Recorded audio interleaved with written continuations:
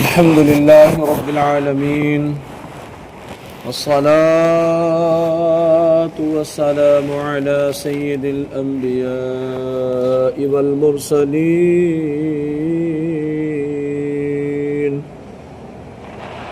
أما بعد فأعوذ بالله من الشيطان الرجيم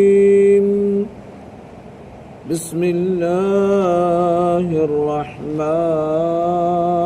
الرحيم واستعينوا بالصبر والصلاة وإنها لكبيرة إلا على الخاشعين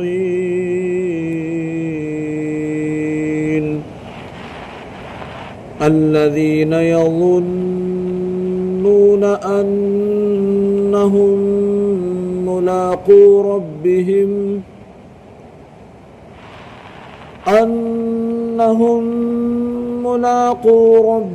وأنهم إليه راجعون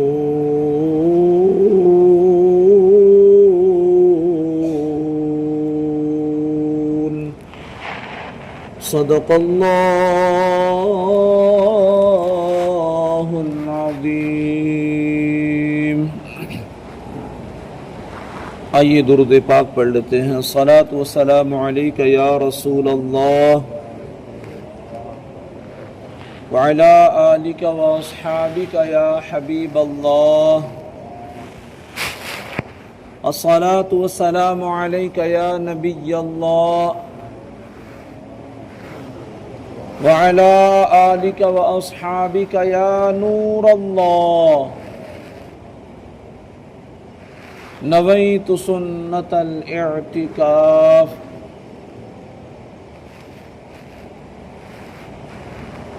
اللہ پاک کلام مقدس میں ارشاد فرماتا ہے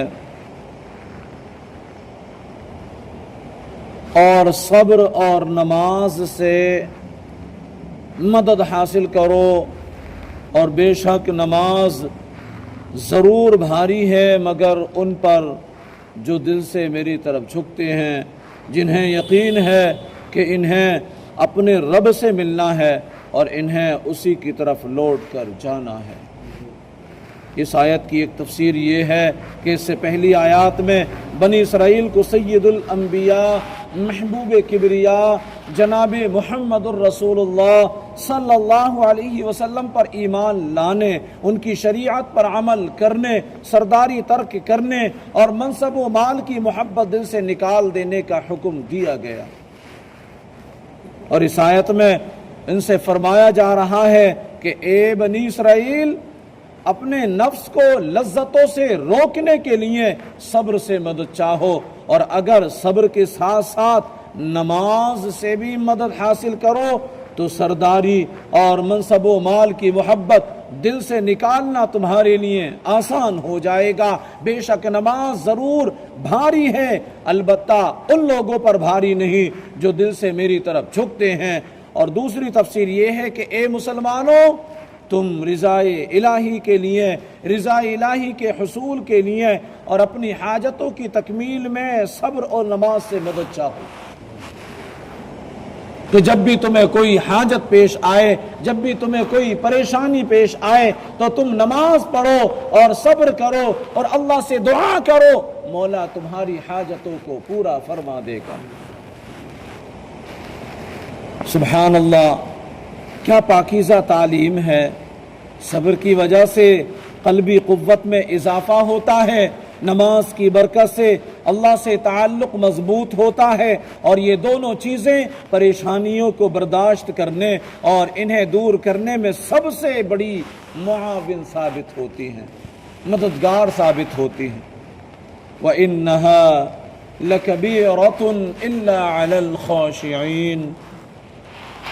فرمایا بے شک نماز ضرور بھاری ہے مگر ان پر جو دل سے میری طرف جھکتے ہیں، جو دل سے میری طرف جھکتے ہیں ان پر بھاری نہیں ہے۔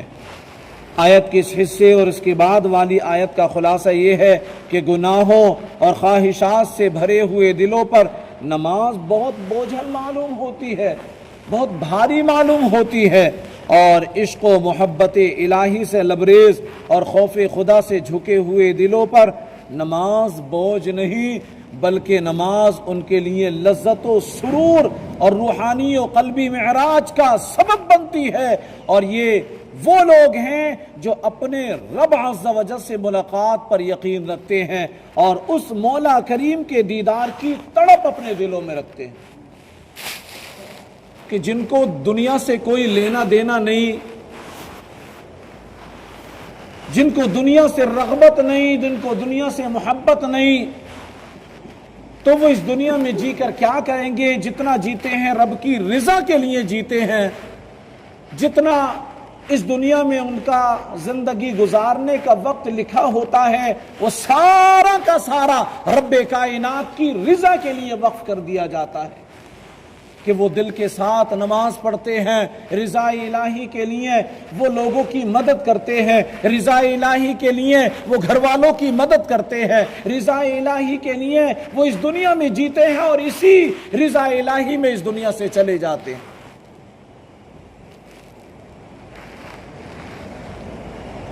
اس میں بشارت ہے کہ آخرت میں مومنین کو دیدار الہی کی نعمت نصیب ہوگی، مومنین کو رضا الہی سے اللہ عز و جل کے دیدار کی نعمت نصیب ہوگی، اور اللہ تعالیٰ سے ملاقات اور اس کی طرف رجوع میں ترغیب و ترہیب دونوں ہیں، اور ان دونوں کو پیش نظر رکھنا نماز میں خشوع پیدا ہونے کا ذریعہ ہے، کہ نماز میں جی لگتا ہے۔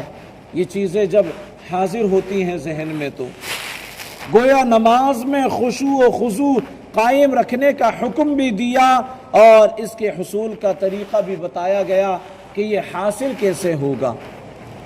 اللہ تعالی ہم سب کو ان چند نصیحتوں پر عمل کرنے اور قرآن کے فیضان سے مالا مال ہونے کی توفیق عطا فرمائے۔ الحمدللہ رب العالمین والصلاة والسلام علی سید الانبیاء والمرسلین۔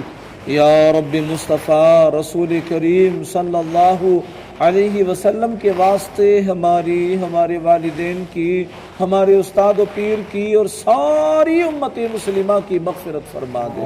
اے اللہ کلام مقدس کی تلاوت کی، اس کا ترجمہ بیان کیا، تفسیر بیان کی، مولا اسے اپنی بارگاہ میں قبول و مقبول فرما لے۔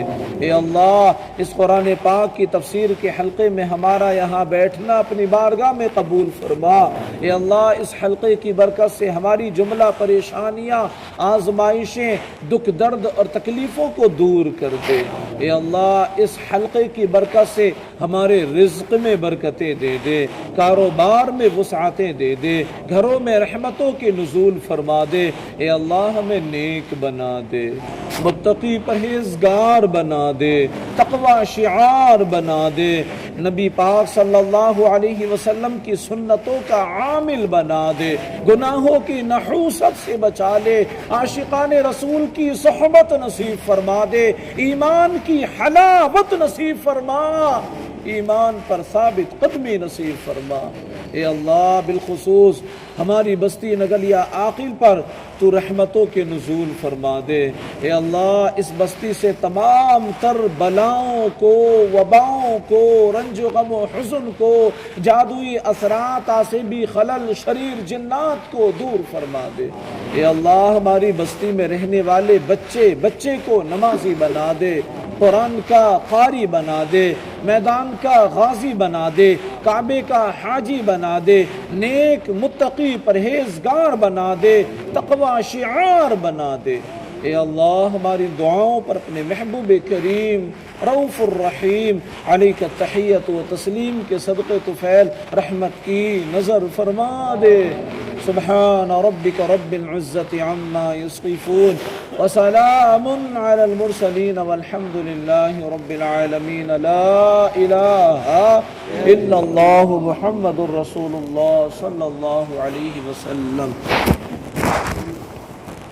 یا نبی سلام علیکہ یا رسول سلام علیکہ، یا حبیب سلام علیکہ، صلوات اللہ علیکہ۔ آپ کا تشریف لانا وقت بھی کتنا سہانا، جگمگا اٹھا زمانہ، حوریں گاتی تھی ترانہ۔ یا نبی سلام علیکہ، یا رسول سلام علیکہ، یا حبیب سلام علیکہ، صلوات اللہ علیکہ۔ میری آنے والی نسل تیرے عشق ہی میں مچلے، انہیں نیک تم بنانا، مدنی مدینے والے۔ یا نبی سلام علیکہ، یا رسول سلام علیکہ، یا حبیب سلام علیکہ، صلوات اللہ علیکہ۔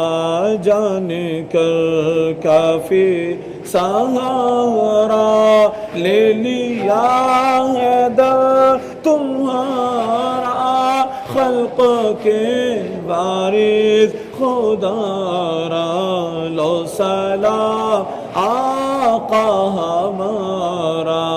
یا نبی سلام علیکہ، یا رسول سلام علیکہ، یا حبیب سلام علیکہ، صلوات اللہ علیکہ۔ الصلاة والسلام عليك يا رسول الله، الصلاة والسلام عليك يا حبيب الله، الصلاة والسلام عليك يا نبي الله، وعلى آلك وأصحابك يا نور الله، صلى الله تعالى عليه وسلم۔ سبحان ربك رب العزة عما يصفون، وسلام على المرسلين، والحمد لله رب العالمين۔